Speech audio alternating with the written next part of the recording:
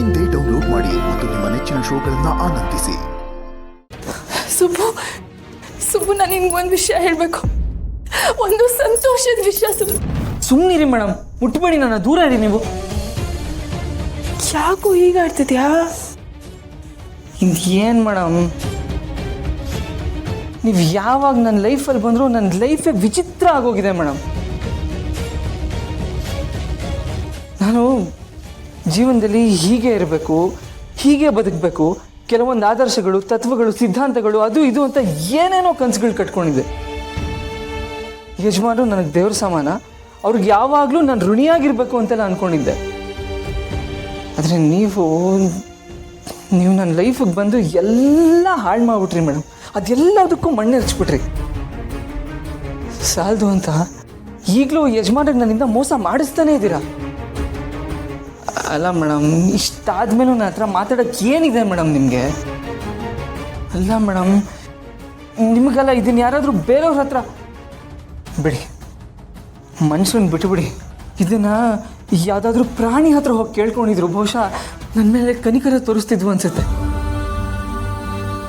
ಆದರೆ ನಿಮಗೆ ಒಂಚೂರು ಅರ್ಥನೇ ಆಗ್ತಾಯಿಲ್ಲ ಮೇಡಮ್. ಒತ್ತಾಡ್ತಾ ಇದ್ದೀನಿ ಮೇಡಮ್, ಪ್ರತಿದಿನ ಪ್ರತಿ ಕ್ಷಣ ವಿಲ ಅಂತ ಒದ್ದಾಡ್ತಾ ಇದ್ದೀನಿ.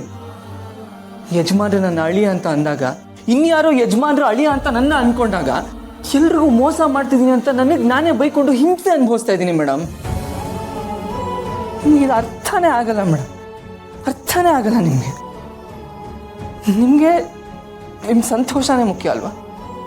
ನಾನೇನಾದರೂ ಪರವಾಗಿಲ್ಲ ನಿಮಗೆ. Thanks madam, thank you.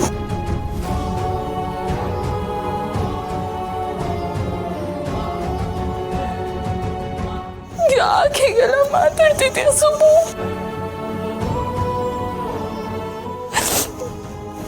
ನನಗೆ ಮನುಷ್ಯತ್ವನೇ ಇಲ್ಲ ಅನ್ನಿಸ್ತಿದ್ಯಾ ನಿನಗೆ?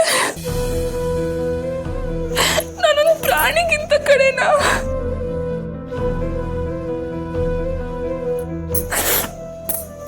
ನಿನ್ ಮನಸ್ಸಲ್ಲಿ ಏನಿದೆ ಅಂತ ನನಗೆ ಗೊತ್ತಾಗ್ತಾ ಇಲ್ಲ. ಅಲ್ಲ, ನಾನು ನಿನ್ನನ್ನ ಅರ್ಥನೇ ಮಾಡ್ಕೊಳಕ್ಕಾಗ್ತಾ ಇಲ್ವಾ? ಹಾಗಾದ್ರೆ ನಿನ್ ಮನಸ್ಸಲ್ಲಿ ನಿಜವಾಗ್ಲೂ ನನಗೋಸ್ಕರ ಪ್ರೀತಿ ಇಲ್ವಾ?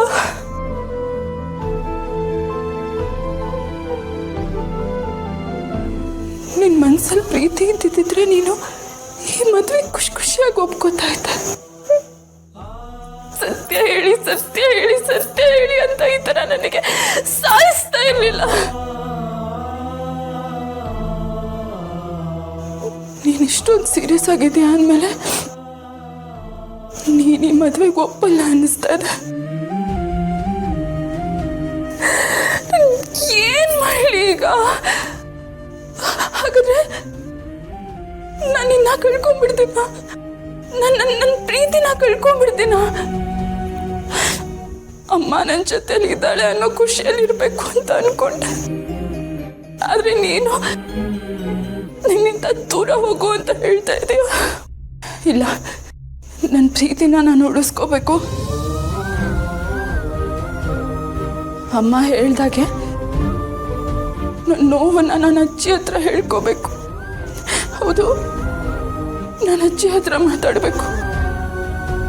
ಅಜ್ಜಿ ಹತ್ರ ಮಾತಾಡ್ತೀನಿ.